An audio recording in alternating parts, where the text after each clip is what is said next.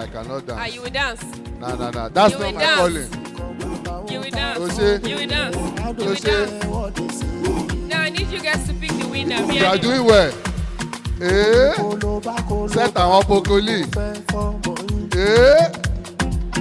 Ose. Who can dance better than our MC here? Ta ló lè dojú MC wa?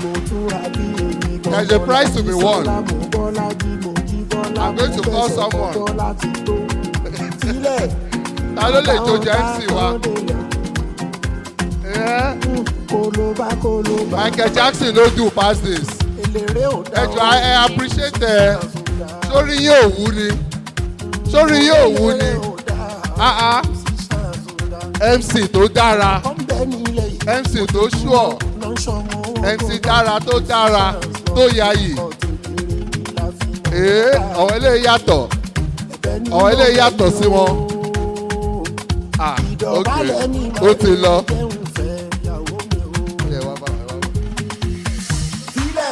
So we have a contender. Can we please appreciate our auntie here? We have a contender. Let's see who is the best dancer. You guys, you need to shake body. Àti dọ́ọ̀jù, ẹ jẹ́ ká shake body. Oya, we need more dancers. Let's see. What a woman can do, a man can do better. MC Dara ló ṣe lead o. MC Dara tó dára. Oya. Our auntie is doing well. Yes. Alàgbà Lanre, you are doing well.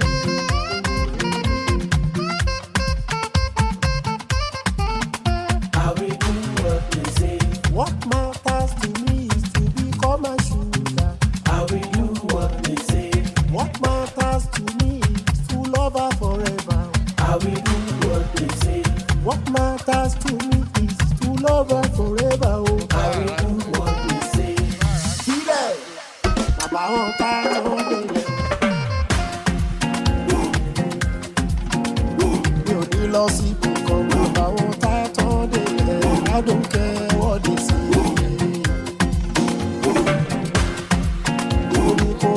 Koloba, orí mo fẹ́ fọ́mọ yín.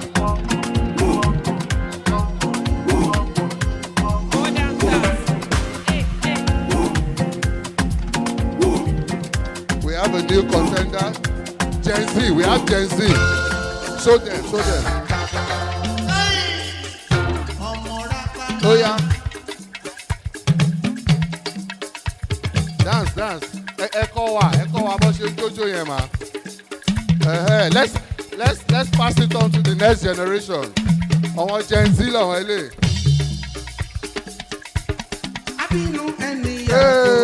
Please appreciate him, go easy.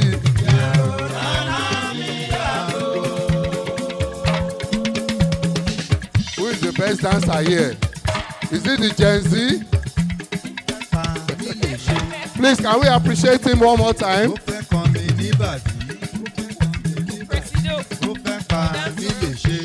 Ó yẹ kí Presido gan jó, Presido. Má ti lọ mà, má ti lọ. No, Presido. He's a Presido dancer. Ó yá Presido. Show us how it is done.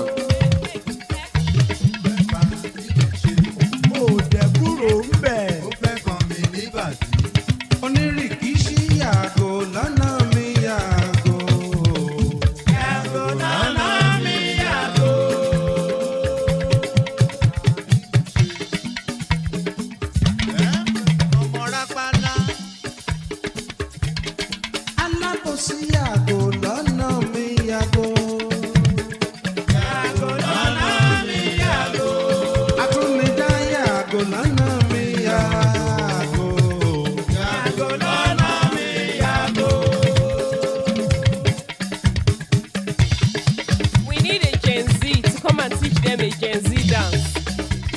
Gen Z. The Yoruba language class group. Please get get ready. Yoruba language class performance group. Please get ready for your presentation.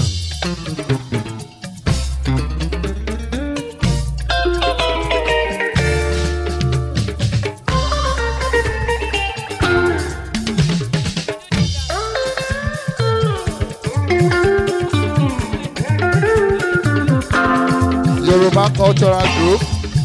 Please get ready for your presentation.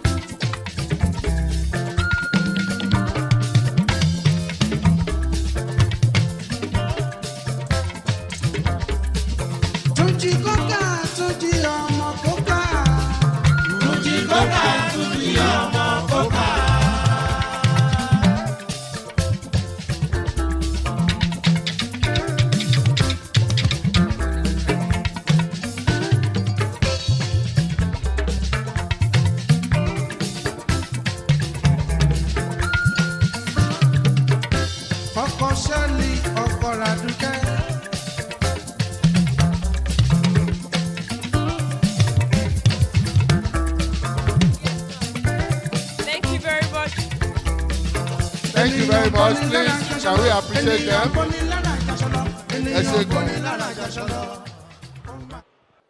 Just as we're progressing, I know a couple of you were not around when I introduced myself, so I'm just going to reintroduce myself to you. Some people are going to be very proud of me after this introduction, all right? Orúkọ mi ni MC Dara, tó dára, ọmọ tó rẹwà tó tún yáyì. Ọmọ tó yàtọ̀ léníyàn. Òṣè. Tó wá fi gbogbo ara jọ tòlótòló. Tell them. Abi, I know they enter your eye. You dey enter our eye. Closer. Closer. One woman battalion. Okay. MC to sure. MC to quality. MC with sabi dance. I don't give on just some, some few dances. Pokoli steps. Michael Jackson no do past this one. At all. If you don't get it, forget about it. Please, can we appreciate our MC one more time? It's not easy. Joy, encourage wa. Go easy. Let us see, for those of you joining us for the first time, you're just joining us now. Orúkọ mi ni MC Aṣíwájú, the MC with the MSc. Aṣeju ni PhD. Àjànàkú kọjá mo rí nǹkan fìrí. Tell them. Aṣíwájú mélòó lẹ́yìn mọ̀ with certificate? I will ask you. No. Ṣẹ́yìn mọ̀ kọ́kọ́? Ṣé o dojú lé mi lẹ́nu? Ṣẹ́yìn máa Aṣíwájú tó ní certificate? I don't know any o. Máa Aṣíwájú tó ní certificate? Mo ní mọ̀ any o. Virtual certificate. Virtual certificate. At least lẹ́ni ẹ ti pàdé kan. Àwa kàwé, a mọ̀wé, a tún mọ classmate wa. I remember those days. Mr. Charles Ogutade, head boy wa ni wọ́n. We were in the same class. Ṣé rí pé àwa mọ classmate wa, a kàwé, a mọ̀wé, a tún mọ̀wé. Which certificate you get now? Tell us. Make I tell them. Tell us what you get. Mo ní NECO. Òṣè. Mo tún ní NADECO. NAFDAC. Mo ní WAEC. Mo tún ní what the heck. Ṣé yìí gbọ́ yẹn rí? MC, what the heck? Kí ni NECO? Well, what? Okay. Yes. I'm going to ask the audience. What is the... It shock you. It shock you. It shock you. In fact, mo ní GCE.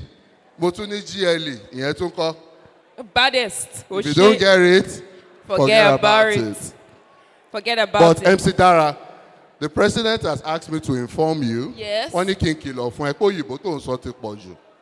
Wọ́n ní ká máa sọ Yorùbá. This is Yoruba cultural event. Èmi ò understanding. Jẹ́ ká máa sọ Yorùbá. Èmi ò understanding nǹkan tó ń sọ. Jẹ́ ká máa sọ Yorùbá. Ẹ jọ̀ọ́. ẹ jẹ́ ká máa kọ́ àwọn ọmọ wa náà ní Yorùbá so that we can preserve the culture. Ẹ jọ̀ọ́. MC Asiwaju Yes. is like you want to see crazy. Mo fẹ́ rí wèrè. Wo Yorùbá burúkú ń bẹ lẹ́nu mi. Ṣé lóòótọ́? Òótọ́ o Yorùbá burúkú ń Ó bẹ yá gbé lẹ́nu. wa débẹ̀. Okay.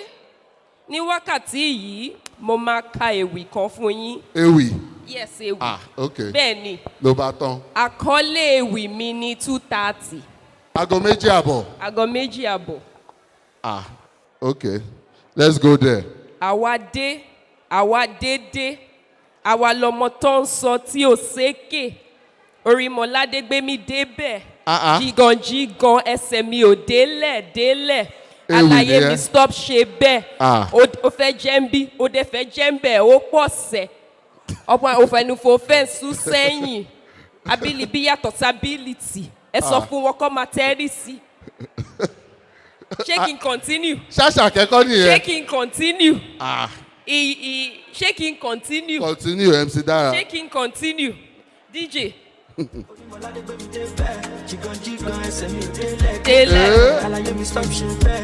Set our pokoli. Let's go. Ability yàtọ̀ sábílìtì ẹ sọ fún wọn tó bá tẹ́rì sí wọ́n máa pa lórí ìtẹnukọ́ yìí ní promise àwọn tẹ fọ́ fún mi tó lè go Sẹ́lómi mẹ́ni fẹ́kẹ̀lé mi. ní ẹ̀rí bí ẹgbẹ́ lọ́rùn tóbi. Mo daṣọ ẹbí for my country, you can call me Mr. Money. 2:30 fẹ́ lù, ó yá ká turn up, ilẹ̀ tó mọ̀. 2:30 fẹ́ lù, ó yá ká turn up, ilẹ̀ tó mọ̀. Was it Yoruba or was it not Yoruba? Was that a Yoruba. poem or was that not a poem? Please, think- did I get that poem? I think we need more participation for that. So how about we have like